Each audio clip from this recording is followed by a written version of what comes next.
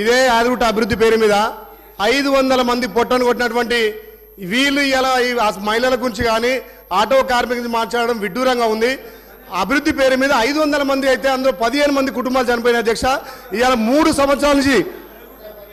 సంవత్సరాల నుంచి కనీసం ఉపాధి లేక రోడ్ల మీద అడుగుతుంటారు అధ్యక్ష.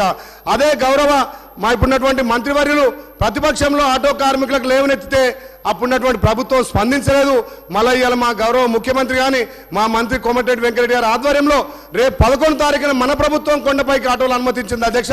ఇవాళ 1000 కోట్లతోటి కొండ అభివృద్ధి చేసింది అధ్యక్ష. ఇవాళ గౌరవ మంత్రి కొండ సురేఖ గారి చొరవతోటి పైన డార్మెంట్ రాళ్ళు అదేవిధంగా వచ్చే భక్తులకు ఇలా మన ప్రభుత్వం వసతి కల్పిస్తుంది అధ్యక్ష. మరి ఇన్ని 1000 కోట్ల అభివృద్ధి అని మొత్తం దండుకున్నారు. అక్కడ ఒక వైటీగా పెట్టి వీళ్ళు అడ్డాగా చేసి ఉన్న నిధులను 50% దోచుకున్నారు అధ్యక్ష. యారుటను ఇప్పుడు మన ప్రభుత్వం వచ్చినాకనే మా అక్కయ్య ఆధ్వర్యంలో ప్రక్షాళన చేసినాం.